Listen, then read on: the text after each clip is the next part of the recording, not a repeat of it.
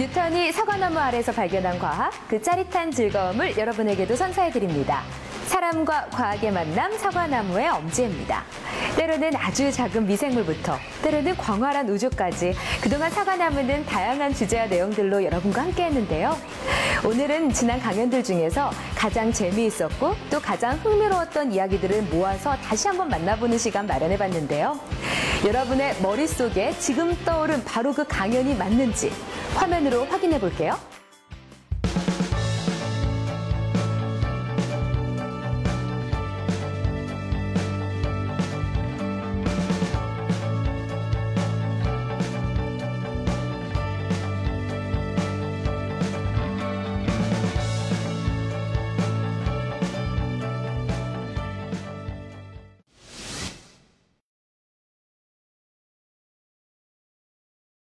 근데 노벨 과학상은 혼자의 노력으로 절대로 받을 수가 없어요. 그 나라의 연구 수준이 곧 경제 수준이기도 하고 과학 수준이기도 하거든요. 혼자서는 아무것도 못합니다. 혼자 아무리 지금 우리나라에 아인슈타인이 태어난다고 해도 노벨상을 받지 못합니다. 전반적인 과학 수준이 떨어져 있기 때문에, 그러니까 아무리 우리나라의 그러니까 메시가 우리나라 선수로 뛴다고 하더라도 메시 혼자 있으면 공격수가 이제 볼을 메시한테 줘야지 골을 넣잖아요. 아무도 안 주는 거예요. 그런 거가 우리나라의 과학 현실입니다. 근데 그 노벨상과 그 기생충이 어떤 관계가 있느냐? 아주 우리 어린 시절에 우리는 기생충 같은 거에 이제 편견이 없는 그런 상태입니다. 어린 시절엔. 그래서 그때 기생충을 보면은 막 귀여워하기도 하고 뭐 길다란 것들은 목에 감아보기도 하는 그런 천진난만한 시절이란 말이죠. 그래서 이제 기생충을 보면서 어린이들이 과학자의 꿈을 키울 수가 있어요. 왜냐하면 덩치가 좀 크고 신기하거든요. 이런 게 어떻게 사람 몸에 들어가지? 이렇게 놀랄 수가 있어요. 세균은 어떻습니까? 세균은 눈에 안 보입니다. 제 손에 세균이 있다는 걸 알지만 이걸 보고 과학의 꿈을 키울 수가 없습니다. 바이러스는 더 작습니다. 전혀 보이지 않습니다. 하지만 기생충은 정말 신기하게 30cm 이상 되는 그런 아주 거대한 몸과 아주 경우에 따라서는 아주 이쁜 얼굴을 가지고 있습니다. 그리고 기생충의 정말 뛰어난 점은 행동 양식이 굉장히 개성적이라는 거죠. 머리가 굉장히 좋습니다. 물론 기생충이 뇌가 없어요. 뇌가 없다고 해서 생각이 없는 것도 아닙니다. 왜냐하면 사람 중에서도 사람은 뇌가 큰데도 생각 없이 사는 사람 굉장히 많잖아요. 기생충은 뇌가 없지만 생각을 많이 합니다. 어떻게 하면 자기가 더 잘 자손을 전파할까 이런 생각을 합니다. 기생충에 처음에 관심을 가졌다고 해서 전부 기생충학자가 되는 게 아닙니다. 기생충에 관심을 가져서 과학자가 돼서 나중에 이제 바이러스, 박테리아를 하기도 하고 또 인체에 흥미를 가져서 의사가 되기도 할 거예요. 중요한 건 시작인데 우리나라 그 어린애들은 지금 뭘 하냐? 다 영어 공부하지 않습니까? 그래서 우리나라가 노벨상을 못 하는 겁니다. 일본이 어떠냐면 일본에는 맥으로 박물관이라는 게 있어요.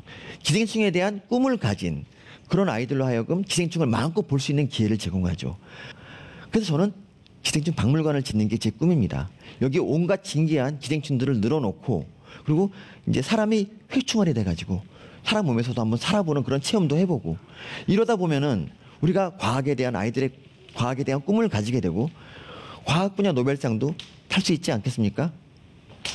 이상으로 강의를 마치겠습니다.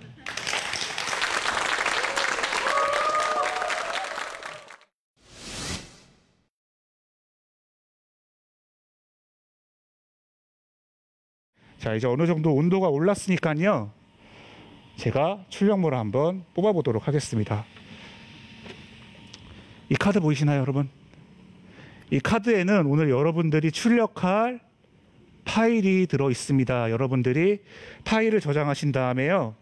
이거를 넣으시고 여기다가 꽂아 주시면 됩니다. 꽂고 아까랑 똑같이 3번을 클릭을 하겠습니다. 1번, 2번, 그리고 3번. 누르면은 여러분들이 저장한 파일이 자동으로 이렇게 출력이 됩니다. 지금 보시는 거는요. 바닥 높이를 자동으로 맞추는 기능이에요. 3D 프린터에서는요. 바닥의 높이가 굉장히 중요한 역할을 합니다. 이 바닥의 높이가 이 압출기랑 명암 한 장 들어갈 만큼의 거리가 유지가 되어야 됩니다. 그래야지 3D 프린팅이 가능한데요. 이것도 예전에는 사람들이 다 손으로 하던 부분이었어요. 지금은 기술의 발달로 인해서 기계가 사람의 짐을 어느 정도 덜어주고 있죠. 많은 분들이 물어보시는 게 이 파일은 어디서 구하나요? 라고 물어봅니다. 그렇죠? 여러분 잉크 프린터 한번 생각해 볼까요? 잉크 프린터를 우리가 다룰 때 프로그램을 다룰 줄 알아야 우리가 잉크 프린터로 출력을 할 수가 있죠. 무슨 프로그램이 있을까요? 한글 있을 수 있고요. 엑셀 있을 수 있고 또 뭐가 있죠? 파워포인트도 있을 수 있고 메모장도 있을 수 있습니다. 흥미로운 건요. 이 프로그램마다 전부 다 확장자가 틀려요. 한글은 HWP, 엑셀은 XAX, PPT는 PPT죠. 네, PPT입니다. 영리하시네요. 네, PPT시고요. 메모장은 TXT였죠. 네, 이렇게 확장자가 전부 다른데도 불구하고요. 우리는 하나의 프린터 기기로 출력물을 다 제각각의 확장자의 출력물을 뽑아낼 수가 있잖아요. 이것도 마찬가지입니다, 여러분. 이 3D 업계에 한글이랑 파워포인트랑 엑셀에 해당하는 3D 모델링 프로그램이 있어요. 여러분들이 그 중에 하나를 골라 잡으신 다음에요. 여러분에게 맞는 프로그램을 쓰셔서 3D 모델링을 하시고요. 3D로 그림을 그리시는 겁니다. 그림을 그리신 다음에 그거를 출력 전용 확장자로 바꿔주셔가지고 아까 제가 했던 것처럼 이 카드 안에 저장해 주시면 됩니다. 그래가지고 꽂아놓고 제가 했던 것처럼 똑같이 3번을 클릭을 해주시면은 여러분들이 원하는 데이터를 여기서 얻으실 수가 있습니다. 의외로 쉽죠? 그렇지 않나요? 네. 자, 그러면요. 한 가지 본질적인 질문을 드려보겠습니다. 아까 제가 속도 얘기했잖아요. 그렇죠? 속도를 얘기했는데 여러분 이런 10cm짜리 구조물을 하나 뽑는데 3, 4시간이 걸린다고 했습니다. 우리가 이럴 필요가 있을까요? 솔직히? 이럴 필요가 있을까요? 이럴 필요가 없다는 생각이 드는 게 뭐냐면요. 우리가 출력물 이런 걸로 출력을 하는 것보다 컵 하나를 뽑으려면 더 오랜 시간이 걸리겠죠. 그럴 바에는 차라리 이걸로 뽑아내는 것보다 차라리 하나 사가지고 이용을 하는 게 훨씬 속 편하고 퀄리티 면에서 좋지 않을까요? 이런 의문 혹시 안 드시나요? 네. 맞아요라고 말씀을 하셨는데요. 네, 맞습니다. 어느 정도는 속도가 비례하는데요. 그럼에도 불구하고 여러 가지 약점이 있는 기술임에도 불구하고 오바마 대통령도 3D 프린터가 세상을 바꾼다 그랬고 연일 뉴스에서도 이 기기에 대한 조명이 일어나고 있는데 왜 그럴까요? 이렇게 약점이 많은 기기인데 왜 그런지 혹시 짚으시는 게 있으신가요? 답을 먼저 드릴게요.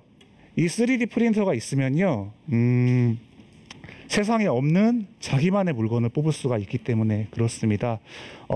정확히 말씀드리면 우리가 아까 백화점에서 물건을 사야 되잖아요. 근데 그 물건을 살 수가 없을 때 백화점에서 파는 물건이 아니면은 어떻게 하실 건가요? 파는 물건이 아니거나 혹시나 나만의 무언가를 제작하고 싶을 때는 우리가 구매한다는 개념이 의미가 없어지게 됩니다. 그렇기 때문에 우리가 이 3D 프린터를 주목을 하는 거고요. 지금 보시면 제가 차고 있는 이 팔찌도 인쇄를 한 거예요, 사실. 여러분이 이 팔찌를 직접 만드시려면요, 어마어마한 돈이 필요합니다. 여러분, 시제품으로 이거를 만든다고 하잖아요. 시제품이란 게 영어로 프로토타입인데요. 이거를 만들 때 요만한 거 하나를 만들 때 업체에 맡기면은 기본 몇백에서 몇천 이상의 돈이 비용에 부담이 됩니다. 하지만 여러분 이거를 뽑는데 비용이 얼마나 들었을까요? 얼마나 들었을 것 같아요? 이거 전기세 다 포함해 가지고 한 500원 정도 들었을 겁니다. 몇천만 원 혹은 몇백만 원에 해당하는 비용이 몇백 원으로 줄어들게 되는 효과가 나타나는 거죠. 제조하는 사람 입장에서는요, 이게 정말 큰 메리트예요. 비용을 줄일 수가 있고요. 아까 몇백만 원, 몇천만 원 드린다고 했던 걸 바꿔 말하면요, 재력이 없으면 아무리 아이디어가 있어도 자기가 기획한 물건을 손에 쥘 수가 없다는 의미입니다. 그렇죠? 근데 3D 프린터의 등장으로 인해서요, 이제는 개인이 좀 더 수월하게 적은 비용으로 이러한 물건을 쥘 수 있게 되었습니다. 그리고 좀 더 멋있게 말하면요, 기업의 전유물이었던 제조가 이제는 개인한테 확대될 수 있는 그 분수령이 된 기기가 바로 3D 프린터라고 생각을 하시면 되겠습니다. 그런 면에서 굉장히 큰 의미가 있는 기술이에요. 자, 멈추고요. 이게 좀 뜨거워요. 그래서 장갑을 끼고 무엇이 출력됐는지 보여드리겠습니다.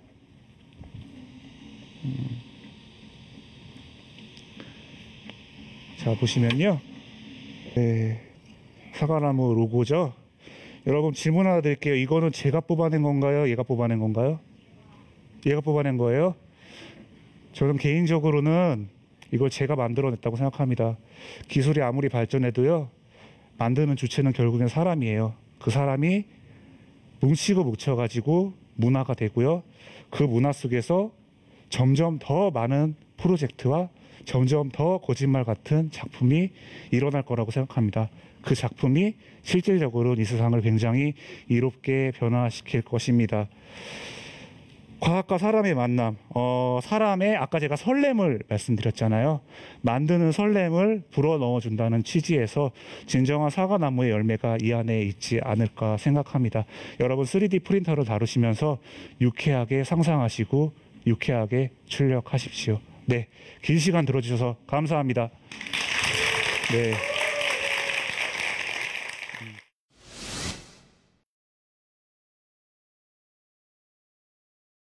아직 그 시대 중세에서 넘어오면서 그 시대 사람들은 어떻게 생각했었냐면은 그냥 이 벌레 같은 것들, 뭐 구더기 이런 거는 그냥 음식물이 썩으면 그냥 생기는 줄 알았어요. 왜 그러냐면 아시겠지만 썩으면은 그 구더기가 그냥 꼬물꼬물 겨 나오고 더러운 바퀴벌레 나오고 뭐 쥐 나오고 그러니까 야, 쟤들은 이게 썩으면 그냥 생기는가 보다 그랬고요. 실제로 어떤 사람이 글을 남겨놨어요. 쥐를 만드는 법. 오늘 밤에 집에서 한번 해보세요. 간단합니다. 그 통밀 한 주먹 해서 요만한 병에 담아요. 그리고 위에를 입던 속옷으로 막아야 돼. 세건한데 이거 딱 막아요. 그 사람이 써놓기를 한 일주일, 한 3주 놔두면 발효가 되면서 냄새가 콩콩하게 나면서 쥐가 튀어나온다. 이렇게 써놨어요. 쥐를 만드는 법이에요. 실제로 있어요. 예, 기록이 남아 있어요. 그 다음에 또 뭐라고 첨언을 했냐 하면 그런데 놀라운 것은 그 쥐가 새끼가 아니고 성체의 모양이다. 이렇게 나왔어요. 그런 시절이었어요. 근데 물론 이제 과학혁명이 되면서 그게 이제 아닌 게 알게 되지만 어떤 게 있었냐면 하지만 루베노프가 발견한 이런 작은 생물들은 생긴다. 저절로 이렇게 믿게 된 거예요. 논박을 막 합니다. 제일 중요한 게 뭐냐면 고깃국을 끓여다가 식으면 썩잖아요. 냉장고도 없고 뿌얘지잖아요. 현미경으로 보면은 꼬물꼬물 보인단 말이죠. 이거 봐라. 얘는 생긴다. 이런 말이 되는 거예요. 끓이면 없어진다. 근데 이제 뚜껑을 닫고 끓였어요. 없어졌어요. 안 썩어. 뭐라 그러냐면 옛날부터 공기 중에는 뭐가 있다. 생명력. 공기를 막아서 그렇다. 뚜껑 닫고 끓이면 안 된다. 그러니까 뚜껑 열고 끓여야 돼. 열고 끓이면 아시겠지만 여기서 다 들어가거든요. 그래서 지금 왼쪽에 보시는 저 플라스크를 보시면 파스테르라는 사람이 아이디어를 냈어요. 꽤 구부렸어요. 무슨 얘기냐면 공기는 들어가요. 공기는 들어가는데 미생물은 들어는 가요. 그런데 구부러졌으니까 밑에 딱 걸려버리죠. 못 올라가요. 그러니까 공기는 들어가는데 썩지 않는다. 그래서 이렇게 생물이 막 생기는 거 아니다라는 자연 발생사를 완전히 이제 없애줍니다. 비슷한 시기에 파스테르와 라이벌 관계에 있던 독일의 코후, 독일 프랑스, 독일의 코후는 그거를 보고 그렇다면 이 병 이런 것도 미생물이 하겠구나. 그러니까 옛날에는 병 걸리면 이런 거예요. 서양도 천벌받았다. 저 시궁창에서 악귀가 나와서 병들게 했다. 뭐 이제 이렇게 믿게 되는 상황이거든요. 그랬을 때 코어가 아니다. 제일 먼저 한 게 탄저병이에요. 탄저균. 그 9.11 태어났을 때 탄저균. 탄저병으로 죽은 가축에서 세균을 분리를 해요. 죽은 시체에 병균이 있다. 그 다음에 그걸 키워요. 두 번째. 그거를 키울 수 있다. 키운 다음에 그 키운 순수한 세균을 다시 건강한 동물에 집어넣어요. 그러면 똑같은 병으로 죽는다. 세 번째. 그리고 그 죽은 동물에서 똑같은 세균이 또 나온다. 4개. 4개의 원칙을 세워요. 그게 이제 코우의 원칙이라는 건데 사실 그 지금 되게 중요해요. 이 역학을 조사할 때 되게 중요하게 쓰이고 있습니다. 이런 게 밝혀져요. 이게 밝혀지면서 이제 1900년대로 오면서 항생제가 발견되고 소위 말하는 미생물학의 황금 시대가 돌아왔는데 공교롭게도 미생물학은 출발이 미생물과의 전쟁으로 출발을 했어요. 그러니까 미생물학의 발전 과정은 미생물을 잡아 없애는 병원균을 잡아 없애는 게 출발을 했어요. 그러니까 자연스럽게 사람들은 미생물은 다 악마구나 이렇게 알게 되는 거죠. 근데 현실은 제가 말씀드리겠지만 실제로 병을 일으키는 수는 그렇게 많지가 않아요. 대부분은 우리한테 이롭거나 다 좋은 것들이거든요. 그런데 워낙 저 인상이 강해서 미생물 하면 적으로 생각하게 되는 거죠. 제가 만약 현미경을 갖고 제 눈이 현명이라면 제가 여러분을 딱 바라보면 이렇게 보여요. 사람으로 안 보여요. 그냥 꼬물꼬물, 우글우글, 오글오글. 제일 위에 있는 거 파란색 동글동글 포도송이, 포도송이 동글동글 포도상 구균이에요. 우리 피부입니다. 한 10,000배 확대한 거예요. 그 가운데 있는 거 노란색 동글동글한 거 있죠? 포도송이. 그러니까 황색이잖아요. 황색 포도상 구균. 저건 코 안입니다. 저 삐쭉삐쭉 코털이 아니에요. 상피세포입니다. 코 안이니까 옆에 허연 그 찌꺼기는 뭔지 상상에 맡기겠습니다. 그 옆에 있는 거 충치입니다. 충치. 충치에 아주 여러 세균이 오글오글하죠. 오글오글해요. 충치 전염병입니다. 키스로 옮아요. 잘 기억하시고요. 사실 우리 몸은요, 온 겉에다 미생물인데요. 겉이 이것만 겉이 아니에요. 잘 보세요. 우리 속은 살이 속이지 여기도 다 겉이에요. 이게 큰 파이프 아닙니까? 빨대. 왜 그런 거 있잖아요. 애들 쓰는 거 빨대 이렇게 인형 달아놓은 거. 그러니까 곰돌이 인형에 지금 빨대 있는 거라고 이거. 들어가고 빨대 들어가고 나오는 데는 아시죠? 어딘지 내가 지적하지 않아도 이거예요. 그다음에 들어가서 식도로 해서 위. 원래 위는 강산이라 세균이 못 살아요. 근데 사는 게 있어요. 아시겠지만 헬리코박터. 저희 보여드리고 있습니다. 헬리코박터. 꼬리도 있어요. 그다음에 소장으로 가요. 그다음에 노란 세균 보이시죠? 저도 뭔지 모르겠어요. 그냥 세균이에요. 그냥 세균이라고 생각을 하시고. 그다음에 대장이에요. 보라색으로 보이는 거 있죠? 대장이에요. 대장균이 있습니다. 가장 우글우글하죠. 대장에서. 가장 미생물이 많아요. 한 1000종류 살아요. 얼마나 많으냐? 성인 기준으로 여러분 대장에 있는 미생물의 무게가 약 1.5kg입니다. 기쁘지 않으십니까? 1.5kg 빼신 거예요, 그냥. 더 빼시고 싶으시다면 몸 전체에 있는 거 하면은 한 3kg까지 나갈 수 있어요. 그러니까 앞으로 몸무게 쓰실 때 3kg 빼도 죄가 아니라는 거죠. 그냥 쓰면 되는 거예요. 다만 개들이 없으면 우리가 살 수가 없어요. 잘 살기 위해서 요즘에 요거트 드시죠? 다음에 뭐 프로바이오틱스라는 거 드시죠? 왜? 잘 살려고. 근데 직접적으로 그걸 먹으면은 장내 미생물이 좋아진다는 거죠. 걔네 살리는 거예요. 걔네 없으면 안 돼요. 그래서 근데 우리나라는 참 좋은 게 조상들이 그걸 알아가지고 우리 음식은 온통 발효 음식이기 때문에 굉장히 좋아요. 그래서 맛있게 잘 먹었죠. 그러니까 맛있는 미생물이에요. 덕분에. 그러니까 우리는 굉장히 장이 튼튼한 민족입니다. 상대적으로. 근데 최근 들어서 우리나라도 지금 이 장 질환이 많이 발생하고 있는 게 저는 사실 의사가 아니니까 뭐 함부로 말씀드릴 수는 없지만 제 추측에는 분명히 이것은 우리의 식단 변화에 큰 원인이 있을 거다. 저와 같은 음식이 점점 줄고 서구화된 음식을 많이 먹으면서 분명히 왜냐하면 미생물은 뭐에 따라 달라지느냐 바로 먹는 거에 따라 달라져요. 이 먹이거든요. 여기는 서식지고 그러니까 뭘 먹냐에 따라서 다른 미생물이 달라져요. 이건 좋은 일입니다. 왜? 우리가 바꿀 수가 있어요. 미생물을 어떻게? 먹는 거로서. 그러니까 좋은 거를 먹어서 좋은 미생물을 잘 가꿔줘야죠. 그게 좋은 체질을 갖는 길이에요. 저 오늘 3가지 강조합니다. 미생물은 아름다운 생물이다. 과학은 누구나 할 수 있다. 우리는 본시 더불어 살게 되는 존재다. 고맙습니다.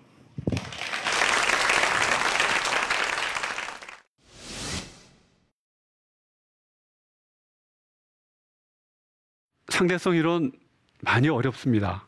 그래서 제가 잠깐 개념적인 설명을 드리고 이야기를 시작하도록 하겠습니다. 하나의 현상을 관측하는 두 사람의 어떤 관찰자를 생각해 보겠습니다. 예를 들면 이런 것인데요.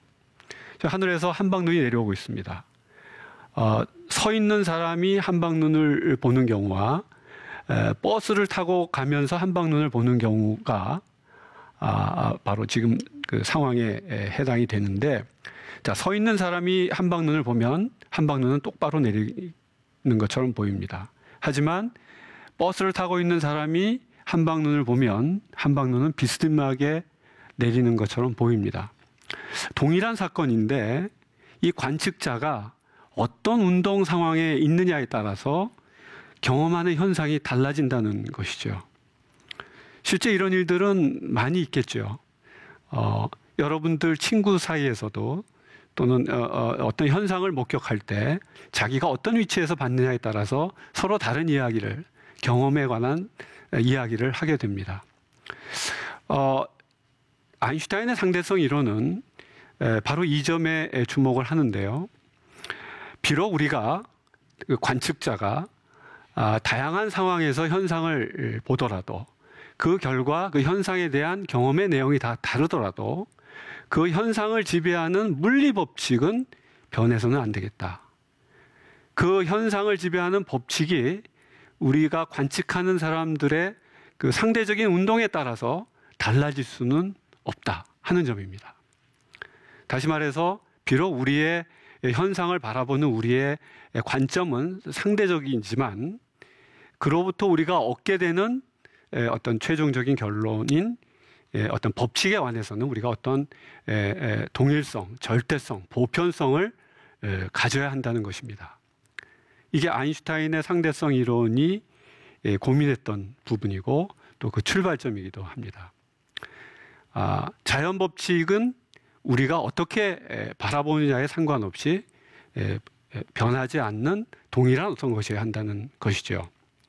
자, 그러면 아인슈타인이 이런 상대성 이론의 그런 어떤 문제 의식에서 출발해서 여러 가지 어떤 연구를 하고 고민을 해본 결과 어떤 놀랄만한 결과를 얻게 됐냐면 시간과 공간이 상대적으로 변화하고 있다는 결과에 도달하게 됩니다.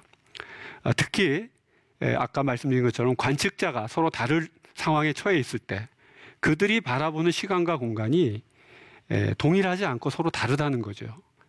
그리고 그들이 경험하는 시간과 공간이 과거처럼 일정한 어떤 고정된 것이 아니라 그들이 어떻게, 관측자가 어떻게 운동하냐에 따라 끊임없이 변하고 있다는 거죠. 그래서 아인슈타인의 상대성 이론을 오늘날 우리가 그런 의미에서 시간 공간에 관한 이론이다라고 부르기도 합니다. 자, 그러면 아인슈타인의 상대성 이론을 좀 더 구체적으로 특수상대성 이론과 일반 상대성 이론으로 나누어서 말씀드려 보겠습니다. 자, 특수상대성 이론은 두 관측자가 서로 등속 운동을 하는 상황을 가정합니다. 반면에 일반 상대성 이론은 그 관측자들이 서로 가속 운동을 하는 보다 일반적인 상황을 가정합니다. 그럼 먼저 특수상대성 이론에서 시간과 공간에 대해 어떤 이야기를 하는지 살펴보겠습니다. 두 가지를 이야기하는데요. 운동에 따라 시간이 지연되는 어떤 현상을 언급하고 있습니다. 빛의 속도에 가깝게 빠르게 운동하고 있는 어떤 개, 예를 들면 우주선을 여러분 생각하셔도 좋겠습니다. 그 안에서는 시간이 느리게 간다는 것입니다. 전통적으로 우리는 시간은 어떤 상황에 상관없이 일정하게 흐르는 것으로 늘 생각해 왔는데 아인슈타인은 우리들이 어떤 운동 상황에 있느냐에 따라서 시간의 흐름이 서로 다르다고 얘기를 하고 있는 것입니다. 여러분 그 인터스텔라라는 영화에 보면 아버지가 딸을 남겨두고 우주여행을 하는 그 장면이 나오죠. 근데 그 우주여행을 하다 보면 그 새로운 우주 갤럭시에 도달한 후에 아버지의 나이와 딸의 나이가 같아지는 그런 어떤 그 상황이 여기서 연출되는 것을 보실 수 있습니다. 바로 지금 운동에 따른 시간 지연 효과를 적용을 하면 그 내용이 설명이 됩니다. 예를 들어서 하나의 그 아버지가 38살이고 딸이 20살이라고 가정을 해보죠. 아버지는 아까 얘기한 것처럼 우주선을 타고 한 2년 동안 여행을 했습니다. 그러면 아버지는 우주선 안에서 2년의 세월이 더 흘렀기 때문에 40살이 됐겠죠. 반면 지구에 남아있던 딸이 볼 때 우주선 안의 시간은 10배 천천히 갔고 반면에 자기는 10배 빨리 간 것이 돼서 나이를 20살을 더 먹게 됩니다. 그래서 어느 시점에 가면 아버지의 나이도 40살, 딸의 나이도 40살이 되는 그런 시점이 오게 되겠죠. 자, 이런 현상은 바로 운동을 어떻게 하는가에 따라서 관측자들이 어떤 운동 상황에 있느냐에 따라서 서로가 경험하는 시간이 다르다는 것을 말해주고 있습니다. 자, 그렇다면 이것은 공상과학의 이야기일까요? 아니면 실제로 증명이 된 과학적인 사실일까요? 예, 실제로 증명이 됐습니다. 아인슈타인이 이 이론을 만들어냈을 당시는 한 100여 년 전이었기 때문에 빛의 속도로 움직이는, 그렇게 빠르게 움직이는 어떤 그 물체들의 어떤 그 상황을 측정하는 기술이 없었습니다. 하지만 우연찮게 1930년대에 과학자들에 의해서 그 발견이 이루어졌는데요. 1930년대 과학자들이 대기권에 기구를 띄워서 저 먼 우주로부터 날아오는 다양한 그 전자기파들, 소위 우주선들에 대해서 관측하고 연구하기 시작했는데, 그때 마침 우주선이 지상 60km 대기권에서 공기와 충돌해서 지구에서는 전혀 볼 수 없는 뮤온이라는 새로운 입자를 만들어낸다는 것을 알게 되었습니다. 그런데 이 뮤온 입자는 수명이 100만 분의 2초밖에 되질 않아요. 그래서 이 뮤온 입자를 통해서 아인슈타인의 운동에 따른 시간 지연 현상은 실험적으로 증명이 됐다라고 말씀드릴 수가 있습니다. 두 번째, 특수상대성 이론이 얘기해주는 어떤 이야기는 공간의 상대성에 관한 이야기입니다. 빛의 속도에 가깝게 빠르게 운동하는 물체의 길이는 그 운동 방향으로 수축되어서 관측이 됩니다. 자, 여기 그림을 보시면 지구에 있는 관측자 B가 빠르게 움직이는 야구공을 관찰하고 있습니다. 자, 야구공의 속도가 빛의 속도에 가깝게 가면 갈수록 홀쭉해지는 걸 볼 수 있죠. 심지어 빛의 속도에 가게 되면 선으로 보이게 됩니다. 운동 방향의 길이는 수축되고 수직 방향의 길이는 그대로 남아 있어서 이런 현상이 생깁니다. 자, 이와 같은 유사한 상황을 이번에는 우주선에 타고 있는 관측자의 관점에서 한번 보도록 하겠습니다.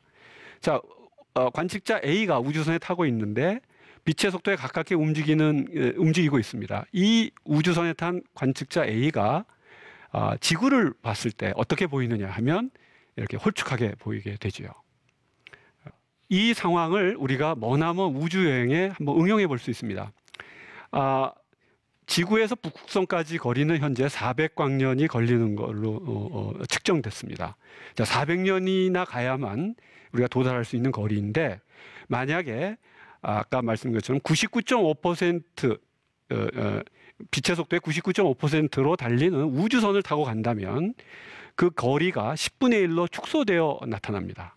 다시 말하면 40년 거리만큼으로 관측된다는 것이죠. 우주선에 있는 사람의 관점에서 본다면, 다시 말해서 우주선에 있는 사람은 40년만 움직이면 운동을 하면 북극성에 도달할 수 있게 된다는 것입니다. 시간과 공간에 관한 아인슈타인의 이야기는 우리의 시간 공간에 대한 이해를 넓혀줬을 뿐만 아니라 앞으로 있게 될 우주여행에 중요한 기초를 제공해 줬다고 말씀드릴 수 있겠습니다. 예, 경청해 주셔서 감사합니다.